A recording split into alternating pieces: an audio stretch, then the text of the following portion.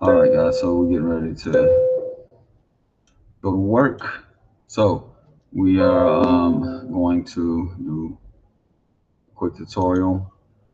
Just title it my classes. Title it mask tool.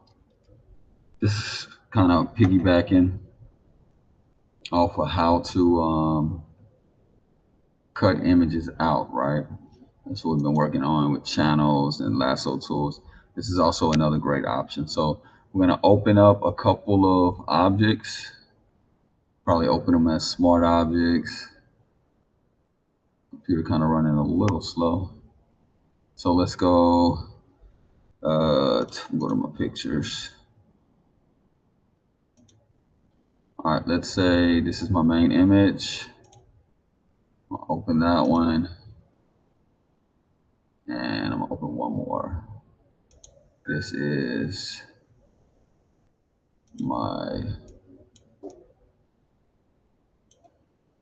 background image. Let's do a different background. This is my background. All right, so this is my original canvas. I usually like to pull this to the side like that so I can easily click and drag it. Control and then pull and drops the image. Control and then pull and then drops my other image, okay? All right, so my goal is to mask my object that's in the foreground, which is myself. And put these back up here just in case I need them later, which I probably shouldn't, but there we go. All right, so just so we can get a quick feel of how everything looks, I'm gonna go ahead and adjust my background layers, which I can't see, so make sure you have the background layer selected or it's not gonna allow you to work on it. Normally I wouldn't use this particular image because it's too small, or I would adjust my image, my canvas size, but this will work for now, just for demonstration purposes. So I've adjusted. I always got to remember to hit the toolbox over there so the adjustment will take place. Now I'm back working on my front image. I'm going to put it right here, and I'm going to zoom up a little bit just so I can see it. All right, let's scoot the layers out the way. Well, I'm trying to scoot them out the way. I don't want to leave. All right, so layers over here. I don't like how this is set up, but I'll worry about that later. I like to be where I can see my layers. Anyways, so with the masking tool, you grab your object, make sure you have the layer selected, go to quick, add a layer mask, and then from there you go to the paintbrush. Now it really depends. If you want a hard cut, you got to choose one of those harder edges on the brushes. So I can go to general brushes, go to hard round, and let's just make it a little bit bigger in size. All right, so when I cut it, or when I layer mask it, it's not working. Let me check to make sure it's rasterized. Rasterized smart object. So now I added a layer mask.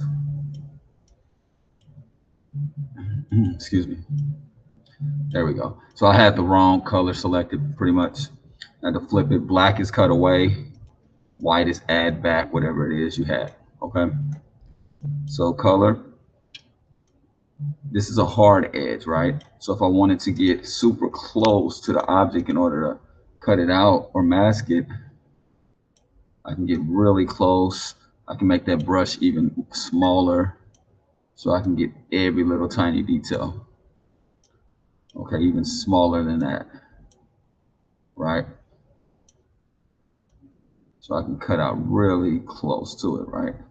Now, one thing I do like to do is choose the soft brush because it kind of gives that little blend right there at the edge where you don't have to be as perfect. And then you'll notice a bigger difference like when I go to a bigger brush. It doesn't have to be perfect. I can get close and you see how it kind of blends it in. So it allows me to move a little bit faster. But I can go around the edges of my object and quickly mask out my object. And again, if I'm working on a super important project, I can get super close. I can grab this brush and I can get right there at the edge. So again, sometimes I like to use the harder brush because it's a harder cut, but it's really up to the look that you're going for. If I need to get really small, I can. And again, you can switch up all the different type of brushes that'll help you mask it. Let's try this brush right here. This still work. Just depends what your preference is. You can kind of play with it. So again, I can get really close to that object. Let's say I accidentally make a mistake and I cut something out. Remember, you just switch the color over and then you can come bring back whatever it is you cut out, okay? And let's zoom it out a little bit.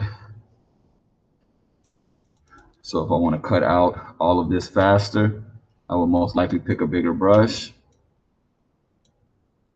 like the soft brush, big one like that. It's already preset, and then I can start cut. Oh, accidentally chose wrong tool. And just go adjust the size, make it even bigger, cut out bigger area.